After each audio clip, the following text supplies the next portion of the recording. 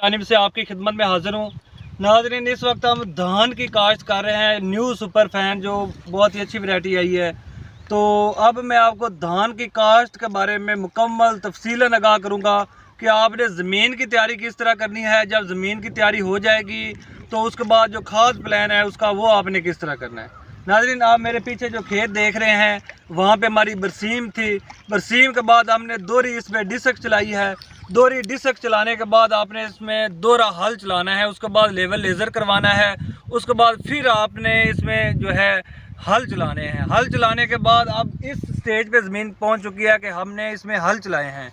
तो हल चलाने के बाद आपने इसमें क्या क्या डालना है। नाज़रीन, आइए मैं आपको दिखाता हूँ कि ज़मीन अगर आपकी पक्के वट की है, पानी नहीं पीती, पानी उसमें 2-2-3 दिन खड़ा रहता है, तो फिर आप चीज़ल का इस्तेमाल भी कर सकते हैं। और उसके बाद अगर आपकी ज़मीन नहीं पीती, आप ज़मीन को बुरबरा करना चाहते हैं, कलर वाली आपकी ज़मीन है, तो उसमें आपने खुशक ज़मीन में ये मैटर डालने हैं। अगर आपकी ज़मीन ज़्यादा पानी पीती है, रेतली ज़मीन है, कच्चे वट की है, तो उसमें आपने ज़मीन को पानी से भर देना है इस स्टेज में, और भरे हुए पानी में ये आपने चीज़ें छट्टा करनी है। ये हमारी ज़मीन पक्के वट की है, करराठी है, इसी तरह हम इसको खुशक ज़मीन में ये सब चीज़ें छट्टा कर रहे हैं। तो आइए नाज़रीन, मैं आपको दिखाता हूँ कि क्या क्या मैटर हैं जो हम इसमें छट्टा करने वाले हैं। सबसे पहले DAP, ये आधा एकड़ है तो हम आधी बोरी जो है DAP का इस्तेमाल कर रहे हैं, क्योंकि खादें बहुत महंगी हो गई हैं, इसलिए कम ही इसका इस्तेमाल किया जाए। फास्फोरस हम दूसरे सोर्सेज से जो है वो इंशाल्लाह लेंगे। तो सबसे पहले हम इसमें DAP जो है वो डाल रहे हैं। DAP डालने के बाद दूसरी चीज़ों की अफादियत भी मैं आपको बताऊंगा और दिखाऊंगा। ये है प्राइम सल्फ, यानी कि ये सल्फ़र है दानेदार। ये 1 एकड़ के लिए 10 किलो रिकमेंड हम करते हैं। इसमें 5 किलो हम डालेंगे आधा एकड़ के लिए।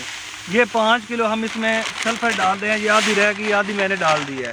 इसका फ़ायदा ये है कि जो पक्के वट की ज़मीनें हैं, ज़्यादा पक्की हैं, लोहे की मानिंद है, आपका पाँव नीचे नहीं जाता, पौधा लगाते वक्त दिक्कत परेशानी होती है, पानी खड़ा रहता है, जिसकी वजह से ज़मीन का pH लेवल जो है वो ज़्यादा हो जाता है।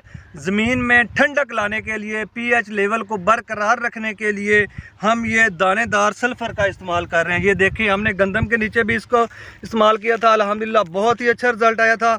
अब हम धान के नीचे भी इसका इस्तेमाल कर रहे हैं। तो इसके बाद जो सबसे मेन चीज़ है ये है ऑर्गेनिक मैटर। लोग पूछते हैं कि ये हमें कहाँ से मिलेगा, ये चीज़ क्या है। मुख्तलिफ़ कंपनियों के मुख्तलिफ़ नाम हैं। ये ऑर्गेनिक मैटर 20 किलो का बैग आपको मिलेगा, मुख्तलिफ़ शेप में, मुख्तलिफ़ कलर में। ये हम ग्रोलर का इस्तेमाल कर रहे हैं जो बायोफोर्स कंपनी का है। इसका बहुत ही अच्छा रिज़ल्ट है, हम मुद्दतों से इसका इस्तेमाल कर रहे हैं। ये 1 एकड़ की पैक है 20 किलो की। हम आधा एकड़ के लिए इस बैग का आधा का इस्तेमाल करेंगे। ये देखें नाज़रीन, आधा बैग ये आपने इसमें हल कर लेना है।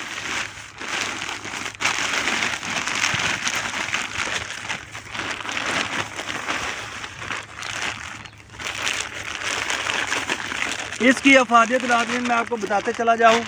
ऑर्गेनिक मैटर का क्या फ़ायदा है, जब सल्फ़र का DAP का इसका मिक्सचर बनाया जाता है तो ये काफ़ी हद तक फास्फोरस जो है हमें मुहैया होती है, जो हमारी ज़मीनों को चाहिए। तो ये इन चीज़ों को हम मिक्स करेंगे और मिक्स करके ऐसे ज़मीन में छट्टा करके ऊपर से पानी लगा देंगे।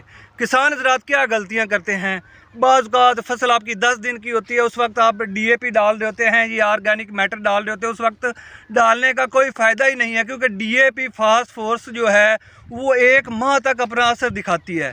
तो आप 10 दिन बाद डाल रहे हैं, इसलिए ज़मीन की तैयारी के वक्त डालें ताकि आपको फौरी जो है वो फ़ायदा हो। ये दूसरे इंग्रेडिएंट साथ मिक्सचर बनाने का ये फ़ायदा है कि जो DAP है, जो उसकी अफादियत है वो जल्दी आपको आपकी फसल को मिलेगी। तो अब हम इसको छट्टा करेंगे, ऊपर से पानी लगाएंगे। पानी लगाने के बाद हम इसको रफड़ करेंगे, कद्दू करेंगे, उसके बाद हम जो है लाभ लगाएंगे। तो नाज़रीन, जो तरीका काश्त है वो मैंने आपको बता के दिया कि ज़मीन की तैयारी कैसे करनी है, नीचे आपने क्या क्या मैटर डालने हैं। अब हम इसको मिक्स करके छट्टा करेंगे, वो भी इंशाल्लाह आपको दिखाएंगे। मैं उम्मीद करता हूँ कि आपको ये मेरी वीडियो पसंद आई होगी। अगर पसंद आई हो तो लाइक और शेयर ज़रूर कीजिएगा। मेहरबानी, शुक्रिया।